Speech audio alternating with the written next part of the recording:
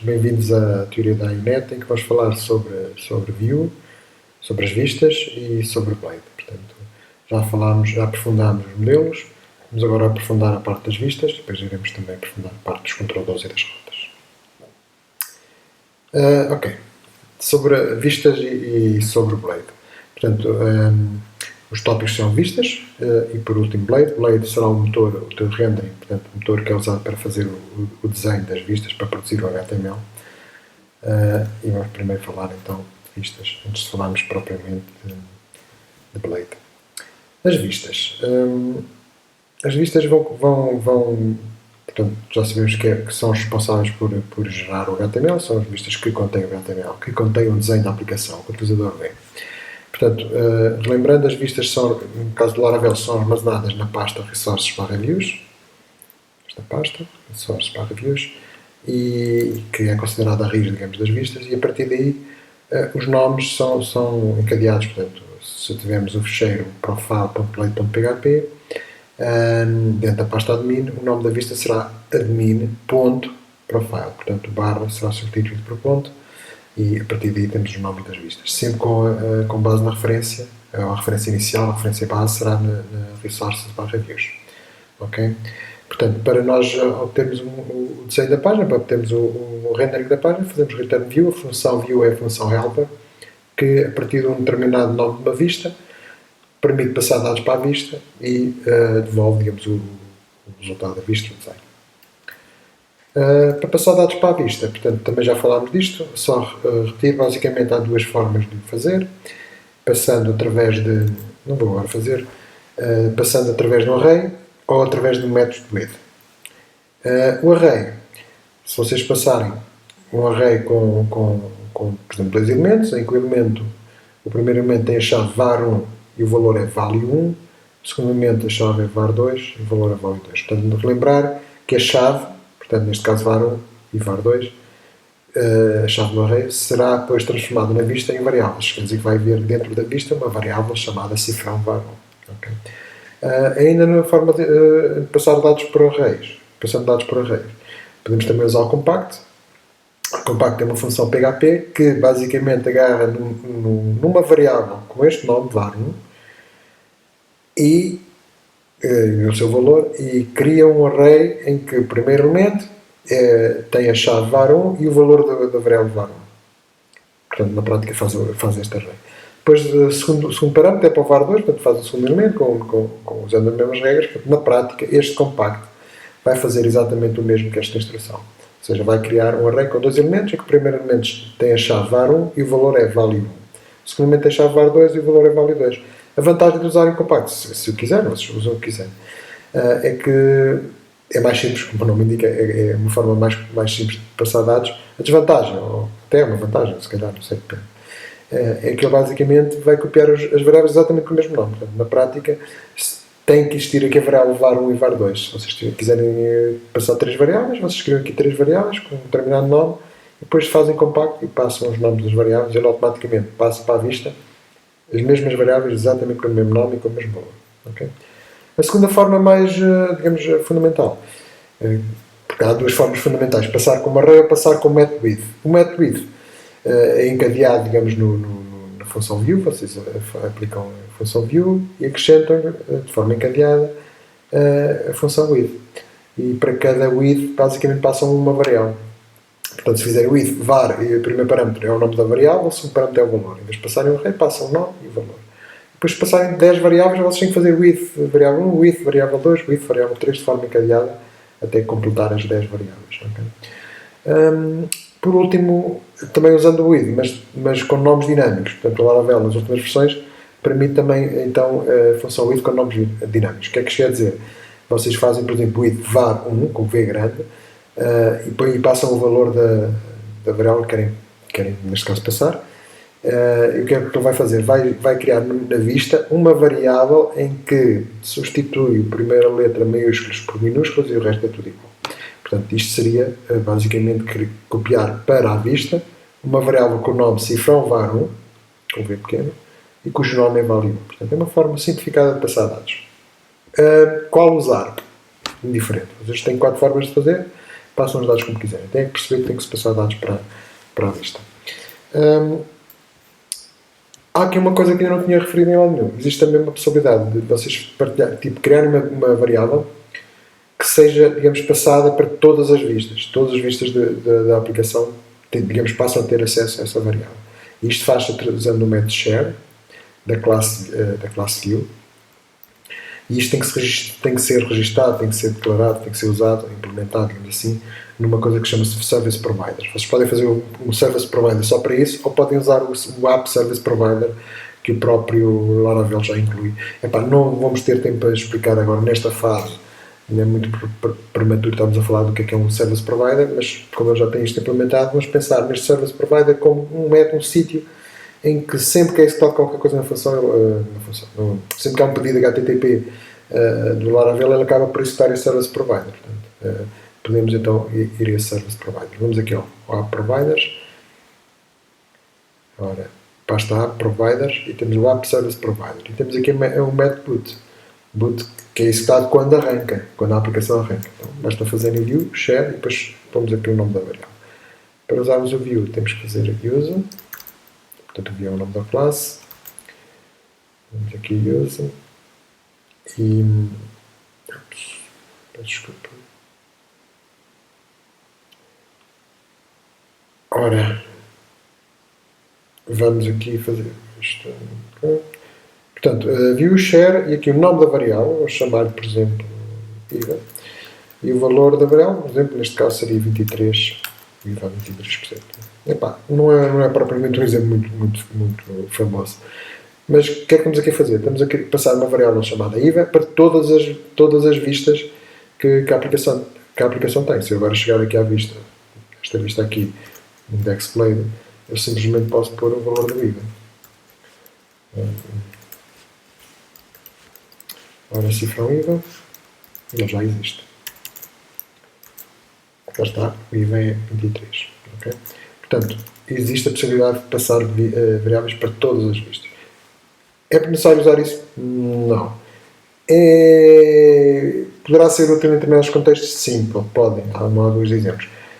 Devem usar isto de forma consistente? Não. Cuidado, porque isto é como as variáveis globais. Vocês estão a pôr aqui um código que se propaga em todas as vistas. Pode não ser... Sei lá, podem, por exemplo, pôr uma variável que existe noutra vista e entrar em conflito. Podem estar aqui no código e buscar dados à base de dados, mas se cagar numa determinada vista, aquela base de dados ainda não está disponível, portanto, não tem acesso ao contexto da vista em concreto.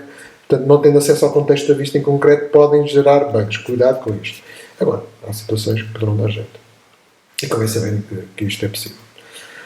Outra coisa que queria falar é sobre a otimização de vistas. O Laravel funciona da seguinte forma. Vocês declaram uma vista, gravam um fecheiro. E quando a vista é realmente usada, o que ele faz é compilar a vista. E reparem que a vista usa o Blade. Ele compila este Blade e transforma o Blade em PHP. Portanto, o processo de compilação é transformar Blade em PHP. Depois, o que realmente é executado é o PHP. Portanto, vocês não precisam de manipular o PHP diretamente, mas é isso que realmente está a acontecer. Ele compila e vai executar o PHP. Depois, o que acontece? Vocês alteram uma vista. O que o Laravel faz é, ok, existe a vista compilada? Não existe, então vamos compilar. Fica em cache. Entretanto, vocês executam aquilo 10, 20 vezes, está a executar aquele fecheiro em cache, entretanto alteram a vista. O Laravel detecta, ou devia detectar, às vezes não detecta que a vista foi alterada e quando houver um próximo pedido que usa aquela vista, ele vai recompilar. Portanto, vai recompilar aquela vista e vai pôr outra vez na cache. E para provar que isto realmente funciona e como é que funciona, vou-vos só mostrar aqui isto a funcionar um pouco, digamos, a verem realmente aqui o fecheiro a ser executado. Ora, quando a vista é compilada, ele cria os PHP nesta pasta. Storage, /framework, /views. E vou agora até limpar a pasta. Está vazia. E agora vou, por exemplo, executar e ver esta vista. Vou executar este fecheiro, esta rota, ele devolve a vista. E somos agora à pasta, vão lá estar duas vistas, que é a vista PHP e a vista do layout. Cá está. Se fôssemos ver o código, eu vou ver se está aqui disponível. Ora, storage RS, storage framework, views, cá estão os dois fecheiros. Se vamos analisar o código, estão a ver, isto é o código do layout. Estão a ver? O código resultante de PHP, por exemplo, não tem arroba, não tem arrobas, tem echo, qualquer coisa. E aqui será o código da vista, mais uma vez, reparem, tem aqui coisas como start session, tem pormenores de implementação do PHP, por exemplo, não se faz chavetas, IVA, faz echo, IVA, portanto, é o produto final digamos, do Laravel. Interessa saber esse código? Não. Interessa perceberem que ele está a compilar e está a colocar aqui. Ok? Portanto, é para efeitos de otimização. Porquê é que eu estou a falar disto? Por duas razões. Quando publicarem o projeto, podem executar esta instruçãozinha, que vos vai dar jeito, que é o PHP Artisan. Artisan View, cache. Artisan View cache, e ele foi compilar todas as vistas existentes no projeto, todas elas estão compiladas. Portanto, antes de publicar o projeto, fazem isto e ele trata de gerar todo o PHP, portanto, vai ficar mais rápido porque não precisa compilar quando é executado pela primeira vez. Outra coisa que vai dar jeito, e isto acontece principalmente a mim que tenho uma máquina virtual. Muitas vezes, como eu estou a trabalhar numa máquina e uma máquina virtual tem um servidor web, o Laravel, entre aspas, o framework, não consegue detectar as alterações. Por diversas razões. A maior parte das vezes não tem problema, mas de vez em quando não detecta as alterações. E o que é que está a acontecer? Eu altero a vista, gravo e depois vou executar e aquilo não executa a última versão, executa uma versão anterior, ou seja, executa o que está na caixa. Não recompilou. E então, nestes casos, se vocês tiverem problemas, fazem PHP Artisan, view, clear, e ele limpa a caixa. Se vamos ver a pasta, não está cá nada outra vez. Portanto, e isso vai forçar a recompilar de novo. Portanto, resolve alguns problemas que poderão surgir. Ok, e sobre as vistas, basicamente é isto. Blade é o motor de rendering do Laravel, portanto, é uma linguagem que estende o PHP e que é responsável por gerar HTML. Portanto, porquê Blade e não PHP? Portanto, basicamente, o Blade simplifica a parte de desenho das vistas. Portanto, é muito mais fácil programar, entre aspas, em Blade, com diretivas, do que propriamente fazer tudo com PHP. Portanto, em vez de blocos PHP, nós vamos ter diretivas que são basicamente instruções Blade, que normalmente começam com arroba. Arroba healed, arroba extends, arroba section. Portanto, e nós já usamos parte disso, não vou agora aprofundar aqui tudo, mas vamos lembrar então algumas partes e depois falar de outras portanto, que sejam diferentes. Ponto número 1. Templates, layouts. Relembrar que vocês, para definirem layouts, portanto, temos as instruções healed. Healed, vocês estão a fazer uma espécie de ponto de injeção, ou seja, estão no layout a dizer, olha, aqui, neste ponto, vamos colocar uma determinada secção da vista, portanto, vamos fazer aqui código específico da vista. E depois na vista vocês estendem o layout e geram secções. Eu vou mostrar o código de um layout típico. Portanto, e lembrar que o layout tipicamente tem o desenho de toda a página, tudo o que é comum, digamos assim. Depois vai-se definir um determinado ponto ou pontos que são ligeiramente diferentes, ou que são diferentes conforme a vista, ou seja, em que o contexto, em que o aspecto, que o conteúdo difere consoante a vista. Portanto, o que é que o layout vai ter? Vai ter as secções do head, do body, vai ter o HTML todo, se calhar vai ter um menu, vai ter tudo o que é comum.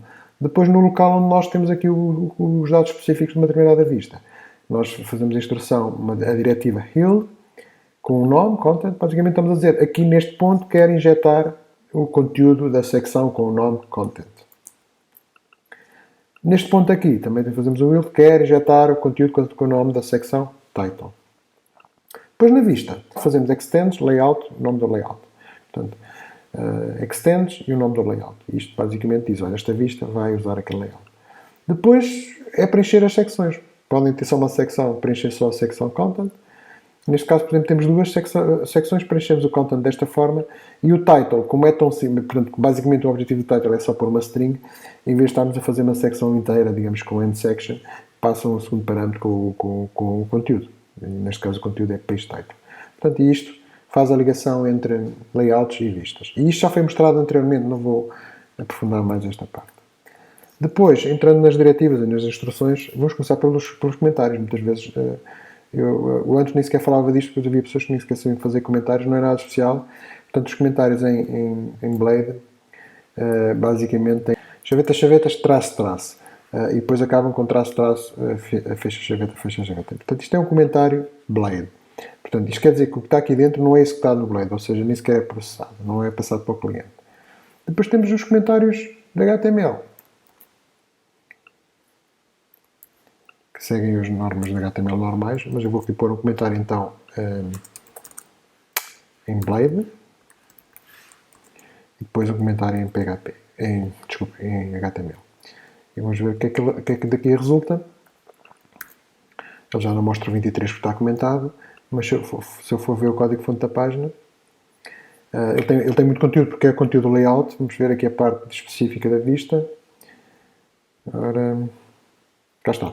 Some Content. A parte a seguir ao Some Content que tinha digamos, o IVA, nem sequer aparece, portanto, esta parte aqui não aparece no cliente, porque é um comentário de Blade, e o Blade não é executado no servidor, portanto, nem sequer é executado. Esta parte aqui não aparece na página, porque é um comentário de HTML, mas aparece no source, portanto, aparece no código-fonte. Portanto, é passado, o Blade simplesmente ignora e passa aquilo como se fosse HTML normal. Portanto, em relação aos comentários de Blade, é basicamente isto. No que se refere a escrever dados, portanto, já usámos várias vezes a sintaxe dos chavetas, portanto, para escrever o valor de uma variável, basta fazer chavetas e a variável. Por exemplo, neste caso, o curso selecionado. Vamos só aqui ver a página. Cá está o curso selecionado e canal de Engenharia Informática. Ele vai escrever aí. Okay? Depois, isto é o mais importante. Depois existe aqui uma pequena alternativa, que em vez de usarmos chavetas, usamos chavetas com 2 pontos de exclamações. E a diferença é que este valor, portanto, o que devem usar é sanitizado, é limpo, ou seja, é escaped, usando esta função HTML Special Charge. Isto quer dizer que se eu colocar lá dentro do chavetas HTML, ele simplesmente não escreve HTML, escreve o texto que representa o HTML. Okay? Por exemplo, se eu colocar aqui, em vez de selected curso, uma expressão com o curso selecionado é, e agora concatenação, coloco B de bold, portanto será a tag bold, e concatenar com o fim B. Portanto, se eu fizer isto, ele não vai escrever a bold, ele vai simplesmente escrever a caractere menor B, portanto, tal e qual o que eu escrevi diretamente. Portanto, cá está. Se porventura quisessem realmente escrever HTML, teriam que usar aqui esta sintaxe, que não recomendo, já vamos ver porquê. Portanto, eu vou aqui, em vez de pôr os chavetas, ponho ponto de exclamação e aqui 2 pontos de exclamação. E agora ele já vai escrever HTML e escrevendo HTML vai pôr o texto a bold.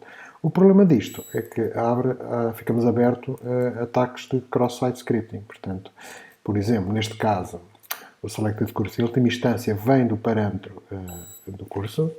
Como vem do parâmetro do curso, eu simplesmente, se fosse um hacker, chegava aqui e experimentava escrever, por exemplo, script. Em vez de pôr valor aí, punha lá script, alert, qualquer coisa. Faço enter e reparem o que aconteceu.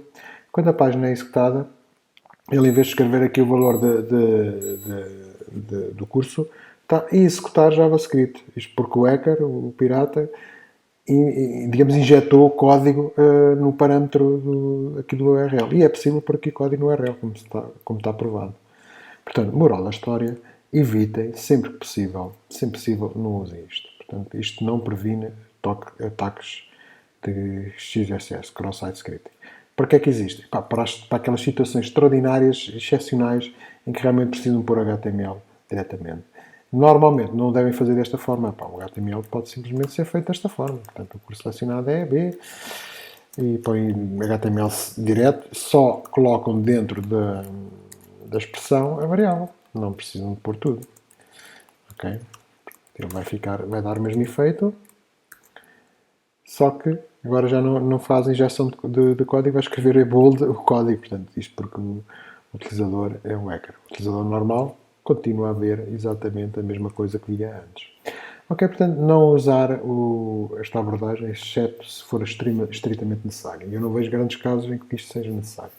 O que é que podem mais fazer? Usar o operador de ponto de iteração, que verifica se o valor é nulo ou não. Portanto, por exemplo, aqui ponho ponto de iteração e o valor por omissão do curso, por exemplo, xx, não interessa muito.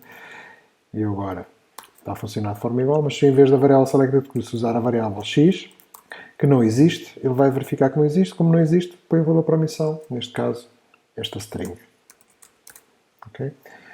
Portanto, este operador permite isto. O operador verbatim permite fazer uma coisa muito, muito básica, que é a chaveta, em vez de ser tratada como, digamos, como instrução especial, é simplesmente impressa, escrita para o cliente. Portanto, sem modificação nenhuma. Se eu fizer isto dentro de verbatim, o chavetas não é processado. É simplesmente enviado. Isto serve apenas, e já agora, em vez de ser verbatim, a alternativa é acrescentar aqui um arroba antes. Mesma coisa. Vai fazer o mesmo. Pronto, isto serve basicamente para situações em que vocês, por exemplo, têm uma framework no cliente, como o Vue ou como o React, e essas frameworks também precisam da chaveta, ou seja, chavetas também é usado para escrever valores nessas variáveis, nessas frameworks. Como essas frameworks são executadas no cliente, o que o verbatim faz é permitir enviar código deste código para o cliente e depois no cliente é processado de acordo com o que as frameworks quiserem. Para a Inet precisam de usar isto? Duvido. Ok, duvido mesmo. Pronto, mas convém saberem que é possível. Outra coisa que podem fazer são as diretivas, em termos de diretivas, é o PHP. Portanto, é fazer uma diretiva PHP. Vocês podem simplesmente fazer qualquer coisa do género PHP e aqui fazem blocos de PHP. Tipo cifrão A igual a selected curso. Depois podiam fazer qualquer coisa com isso e depois echo A. Agora, devem evitar isso, porque o objetivo é mesmo fugir do PHP e programar, entre aspas, em Blade. Portanto, ele funciona, tudo bem, mas blocos de PHP, para a disciplina vamos proibir esses blocos. Tá bem? E se o fizerem, o façam com a diretiva @php. Não façam com isto. Ou seja, podem fazer isto, funciona, mas simplesmente não coloquem blocos de PHP diretamente no código. Em caso de necessidade, usem o @php. E já agora, a necessidade de usar isto também é pouca. Portanto, embora, aliás, está aqui esta nota, embora isto permita, o Blade permita esta funcionalidade, se usarem isto frequentemente é sinal que estão a pôr demasiada lógica na vista. Ou seja, este código que está aqui não devia estar na vista, porventura. É basicamente o que significa isso. Sempre? Não. Há situações, sei lá, um ciclo for que preciso de fazer uma conta aqui na vista só por uma razão, sei lá, coisas às vezes mais elaboradas, agora não me lembro de um exemplo, mas já vi coisas desse género, mas é muito raro. Por exemplo, neste caso, temos aqui uma variável total, que vai buscar uma soma qualquer, um array. Isso tipicamente vai ficar, ou fica no controlador, ou melhor ainda no modelo. Portanto, no modelo, se calhar, se isto fosse um total do modelo, vocês tinham lá um método total que devolvia o total do modelo. E depois aqui usavam o total do modelo. Ou a própria ou arranjavam um controlador e o controlador passava esta variável para a vista. Portanto, não era uma boa abordagem fazer PHP diretamente. Está bem? Aliás, não é uma boa abordagem. De qualquer forma, se usarem PHP, sempre com a diretiva, nunca com isto. Isto ainda por cima tem uma desvantagem, que eu faço sempre, quando estiver a corrigir, facilmente pesquiso vou à pasta vistas e pesquiso lá ver se há ocorrências desta string ou desta string. E fico logo a saber se cumpriram a regra ou não. Está bem? Boas práticas, não usar PHP diretamente. Mais diretivas. Temos a diretiva dump e temos a diretiva dd, portanto, @dump, @dd. A diferença, quer uma quer outra, escrevem o valor da variável na página. A diferença é que um interrompe a execução e o outro não interrompe a execução. Portanto, se eu fizer aqui dump selected curso, por exemplo, entre parênteses selected curso, simplesmente vai escrever o valor do curso selecionado, que é uma string. Se eu fizer dd, reparem na diferença, eu faço dump, ele escreve o valor, mas continua tudo o resto. Se eu fizer dd, ele escreve o valor e vai interromper a execução da vista, portanto, e neste caso a vista depois é que vai chamar layout, portanto, como põe, nem sequer mostra mais nada. Ok? Portanto, é a diferença entre os dois. Mais diretivas. Já falamos também destas, CSRF, portanto, é uma diretiva que introduz um método escondido para enviar o token de cross-site reference no formulário. Portanto, basicamente é todos os formulários post, ou put, ou delete, ou seja lá o que for, tudo que seja alterar dados, portanto, todos os formulários baseados em post, basicamente, exceto os gets, tem que ter o @CSRF. Se não tiver, eles não vão funcionar.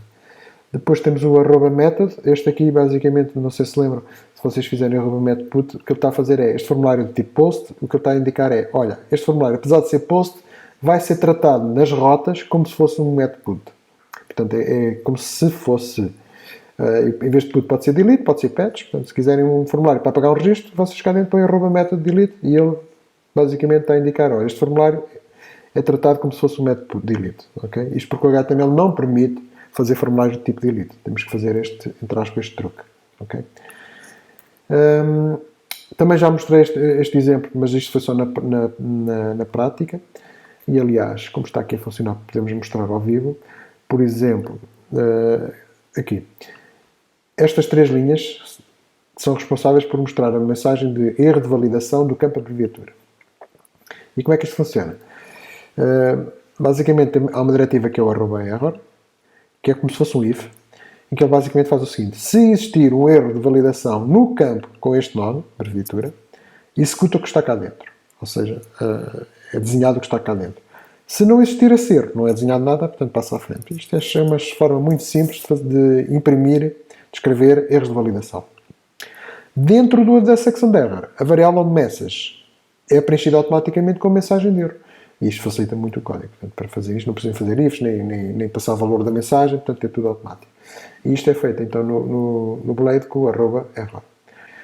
Mais diretivas que podem usar, e para isto é um bocado listar agora, porque vocês isto não precisa de grande explicação. Temos a diretiva @if, vocês passam a expressão e ele, se for verdadeiro, executa o que está aqui dentro. Depois temos também o if com else. Temos o if com else if, portanto podem conjugar vários tipos de blocos. Existe também uma coisa um bocadinho diferente, que é o unless. O unless é um if not, ou seja, em vez de fazerem if, depois not, out check, ou seja, se, e depois colocarem aqui o operador not, portanto algo deste género, podem simplesmente fazer unless. Portanto, unless é o equivalente a if not. É a mesma coisa que escreverem. Se isto não for verdade, escreve isto. Por exemplo, neste caso, se o utilizador não tiver autenticado, escreve isto. Okay? O isSet, a ideia é a mesma. Vocês podem fazer, por exemplo, esta variável, se existir, se o valor existir e se não for nulo, isto devolve true e é executado. Se por acaso ele já existir, ou se não for nulo, e se não for nulo, então isto não é executado. E já agora podem também fazer @else. Ok? Portanto, se o valor for, se existir, executa isto, se não, executa aquilo.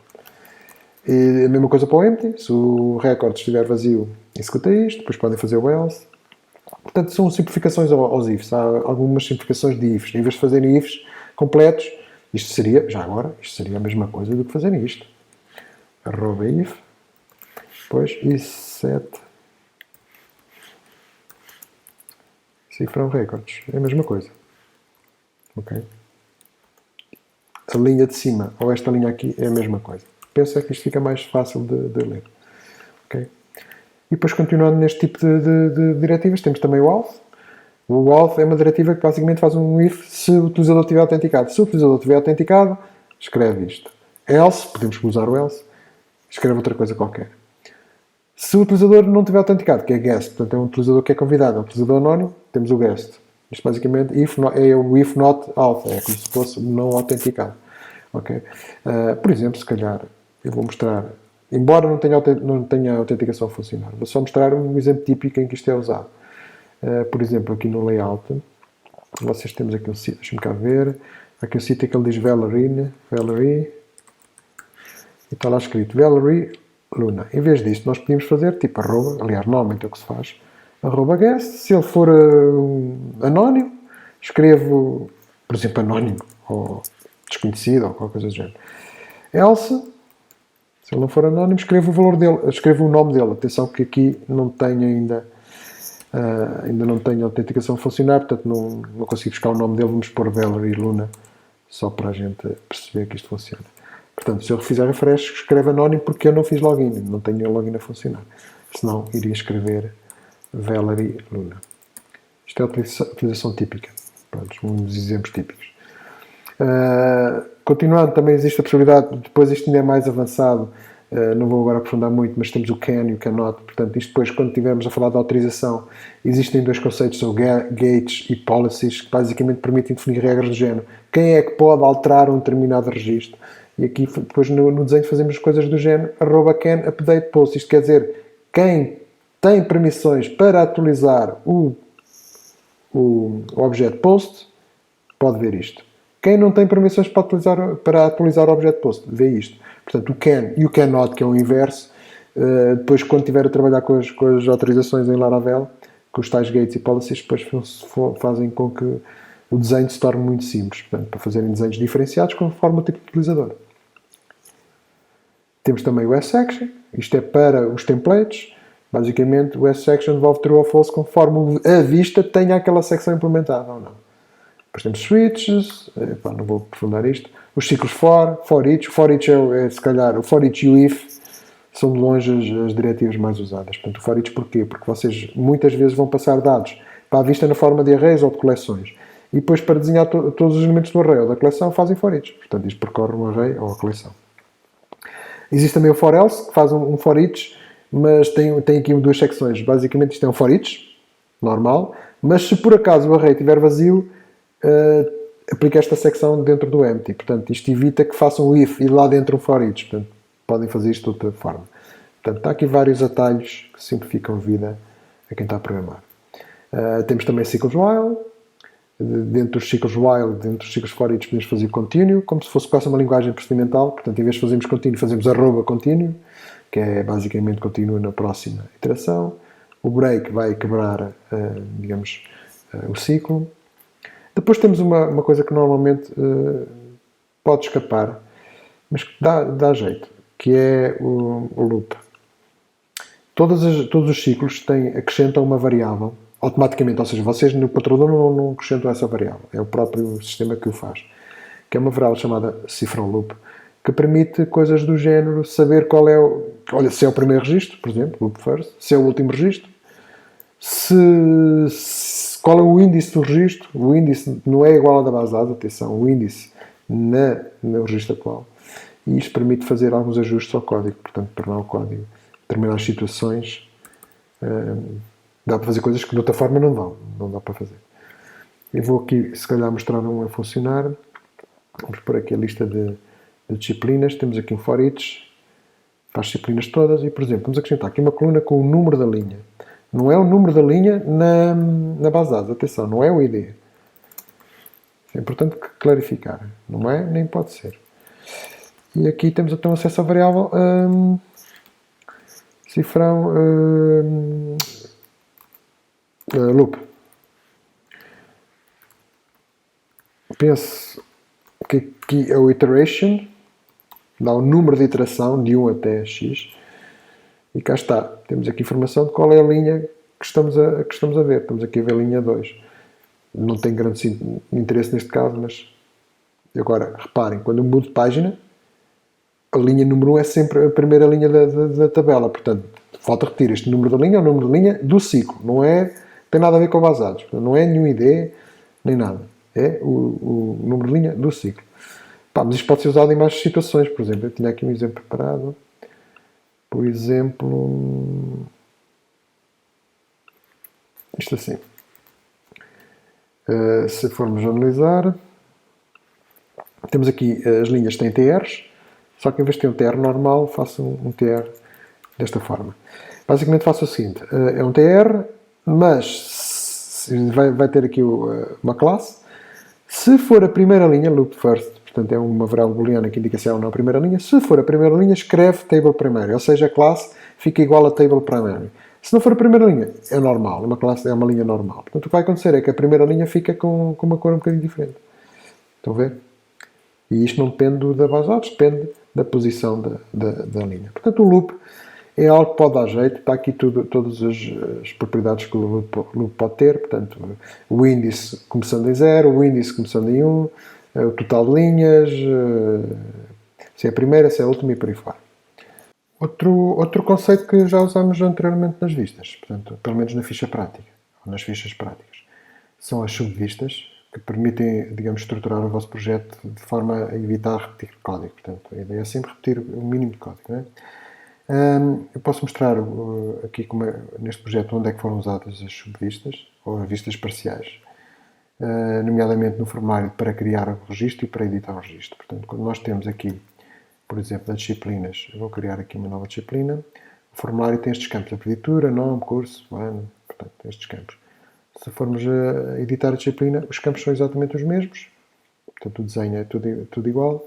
E o que nós optámos por fazer foi, vamos colocar o desenho dos campos num fecheiro, numa vista parcial ou numa subvista, de maneira que depois o formulário para criar e o formulário para editar usem a mesma vista parcial para não repetirmos código.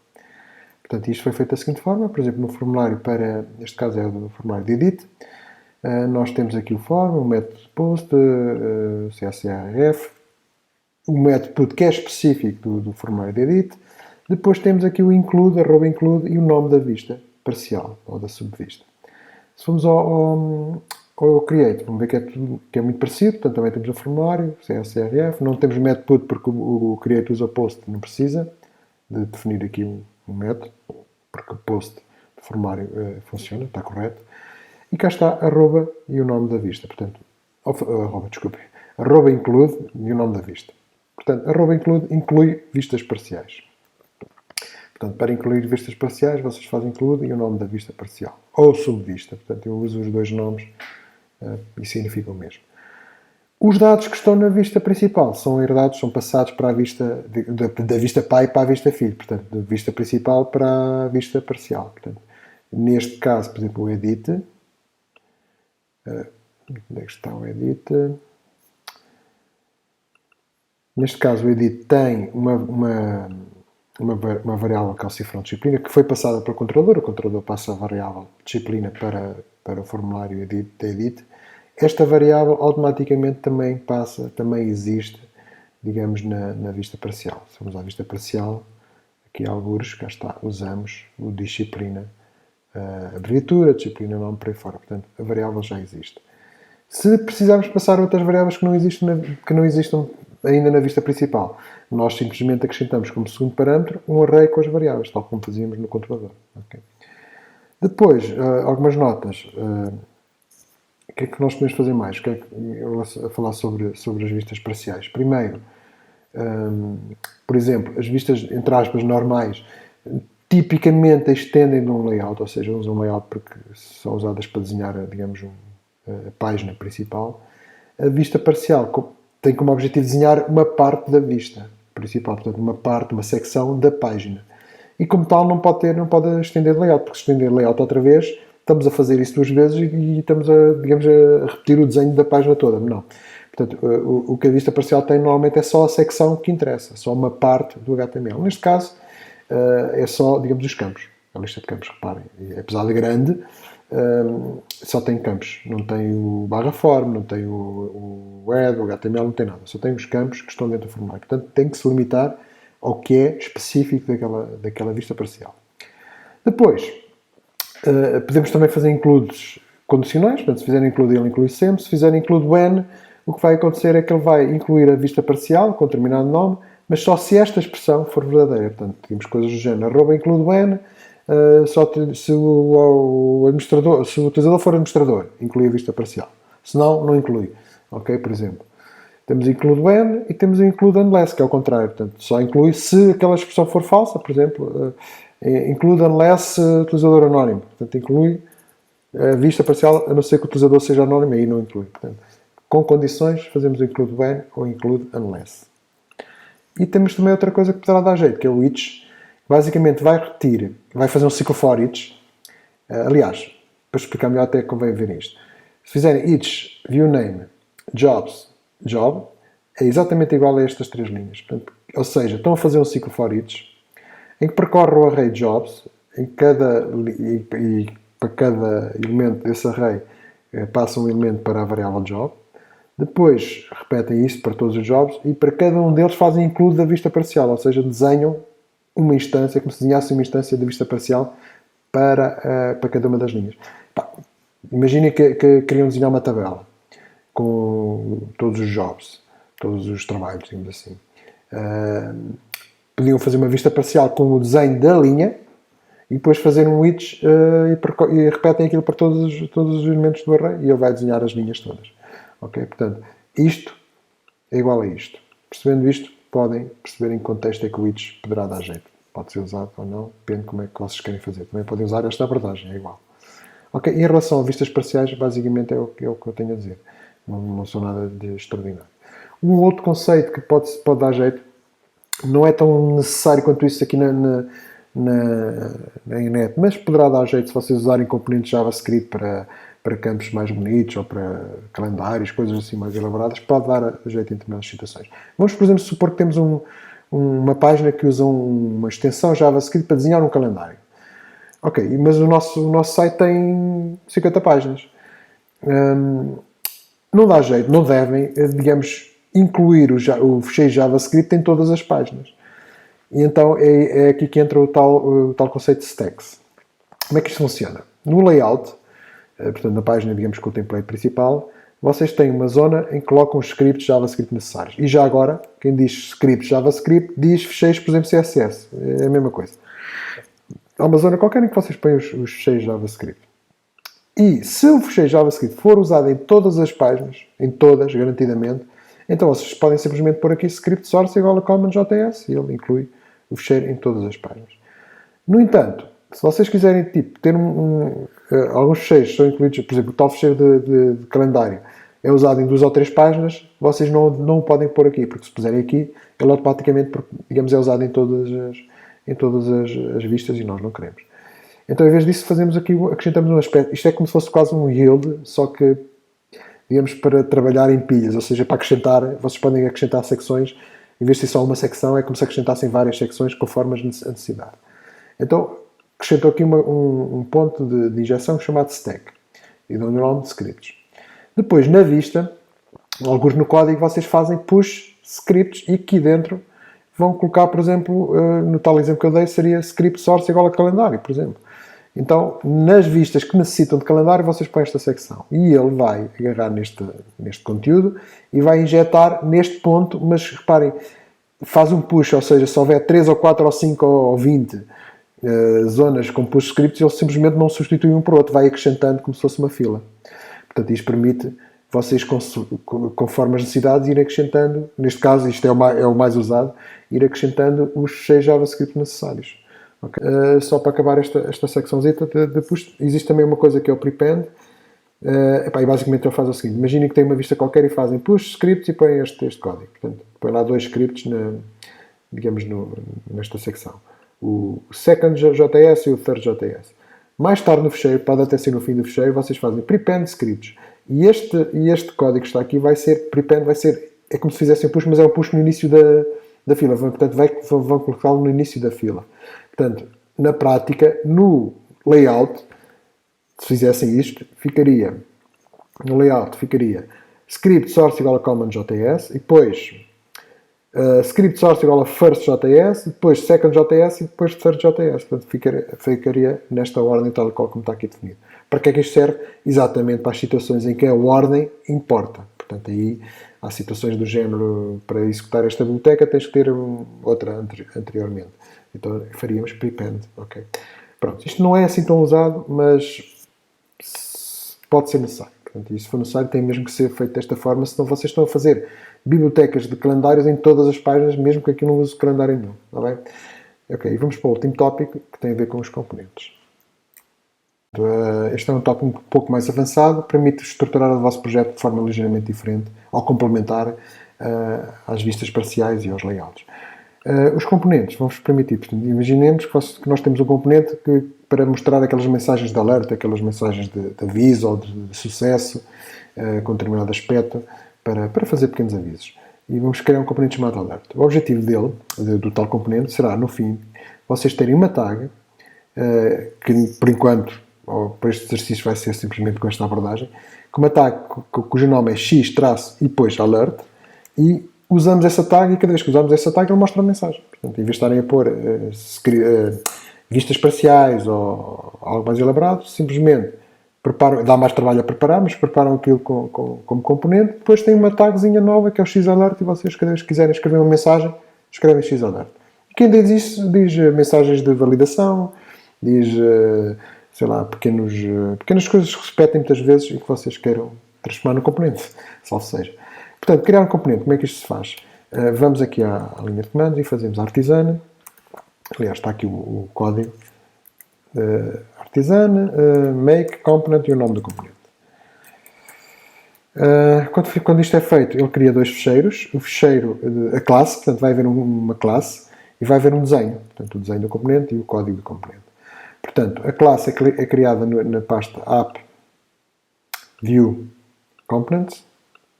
Está aqui a classe. Portanto, a classe alert. E está basicamente com o construtor e o rendering. O rendering usa a vista componentes.alert, que é o tal desenho. Portanto, tem a classe e tem o desenho. O desenho fica também na pasta components e aqui o ficheiro chama-se alert. Se eu agora puser aqui qualquer coisa, portanto, vocês no desenho põem o que quiserem, ou seja, já temos o componente criado, porque ele automaticamente, ele tem, basicamente, isto é assim, ele automaticamente faz um registro automático. Portanto, se seguirem as normas, quais são as normas? Basicamente, se fizerem componente make componente com determinado nome, ele segue as normas. As normas têm a ver com o nome da classe e com o local onde fica a classe e com o local onde fica a vista. Portanto, os nomes têm que ser iguais e têm que ficar nos locais certos. Se isso for seguido, vocês têm a classe com... Por acaso devia ter feito com A grande, mas pronto. Por exemplo, a classe alert com A grande vai converter-se no componente x-alert com letra pequena. Se a classe chamar-se user profile com o grande e o P grande, ele converte em kebab case. Portanto, quando vocês depois fizerem isto em HTML, fazem user-profile. Portanto, separa as palavras por traço. No nosso caso, a classe chama-se alert, portanto, para usar é só x-alert. O que é que nós podemos fazer agora? Numa vista qualquer, portanto, isto é registado automaticamente, vocês não têm que digamos, fazer o registro. Podem fazer e podem até alterar a forma como o registro é feito, em vez de ser x-alert ser outra coisa qualquer. Então, neste caso, o registro é feito automaticamente e passamos a ter um componente ou uma tag com este nome, x-alert. Ele acrescenta sempre o x.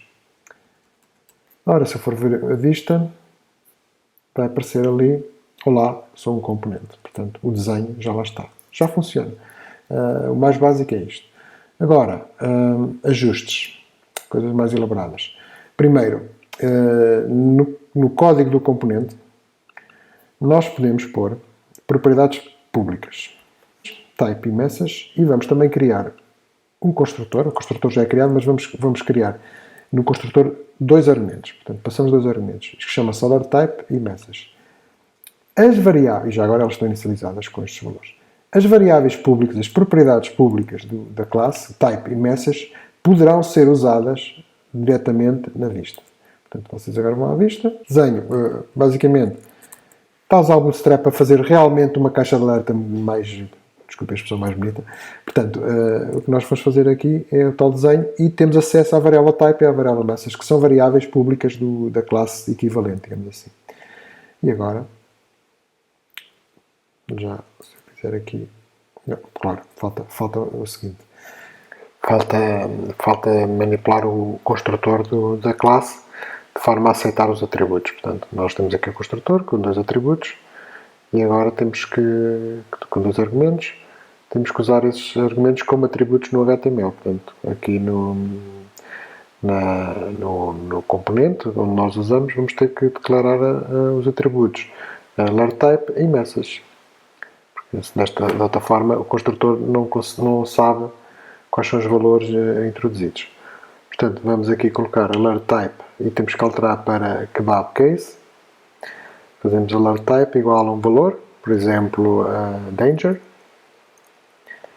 E depois o atributo message, que vai equivaler ao segundo argumento do construtor, com valor qualquer. Ok, escrevemos lá message. E agora vamos ver o componente. A vista está mal definida. Falta qualquer coisa. Espera aí, deixa-me cá ver a vista. Falta a barra. Cá está. Falta um pormenorzinho sem jeito nenhum, mas suficiente para deixar de funcionar. Cá está, portanto, ele tem um desenho. Os nomes que estão usados aqui são os nomes dos argumentos do construtor e as propriedades públicas podem ser simplesmente usadas pelo desenho. Isto é uma forma aqui de passar dados. Portanto, e reparem, agora, a utilização do componente é muito simples. Portanto, fazer o componente não é simples, comparando com uma vista parcial. Porque vocês têm que fazer uma classe, têm que pôr construtores, têm que fazer o desenho no fecheiro à parte, tudo bem. Mas a partir do momento em que o componente está feito e se estiver bem feita, depois a utilização, reparem, é bastante simples. Basta fazer x-alert e agora tem atributos. Ok? E depois, mudando os atributos, vocês mudam o desenho do componente. Por exemplo, alert type sucesso e agora a mensagem é uma coisa com lixo. E agora, cá está. Outra coisa que podem fazer, por exemplo, eu vou aqui ao fecheiro, ora, dashboard controller.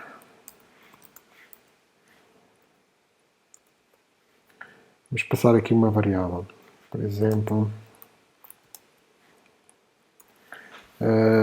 str, vírgula, qualquer coisa. Ok. Agora, aqui na vista, só para ver que se isto está realmente a funcionar, posso pôr aqui str. E ao lado aparece aqui qualquer coisa, ou então não, esqueci de qualquer coisa, str, está mal feito.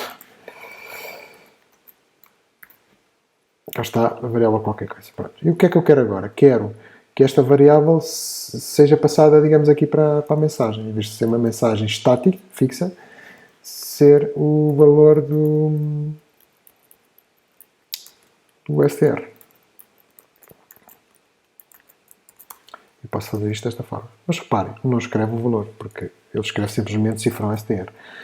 Para que ele escreva o valor, vocês podem simplesmente pôr aqui 2 pontos e ao fazer isto, o que eu estava basicamente a dizer é o seguinte: este atributo, o valor do atributo, em vez de ser um valor fixo, é uma expressão PHP. Ele executa aquilo em vez de passar simplesmente o valor str.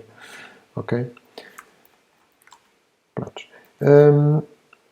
Há depois mais pormenores que vocês têm que consultar, nomeadamente o slot. E depois existe a possibilidade de fazer vários slots, mas eu vou só aqui mostrar o slot. Se eu chegar aqui ao componente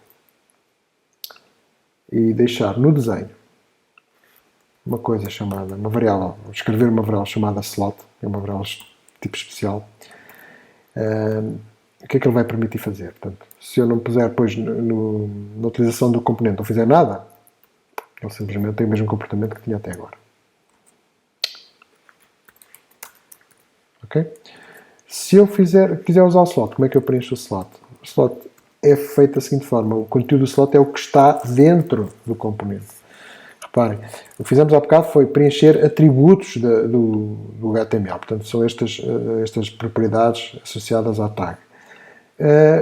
Se quisermos que o componente aceite qualquer valor, um conteúdo qualquer, portanto, temos que pôr o slot. Portanto, este valor será injetado, digamos, no sítio onde está o slot do componente.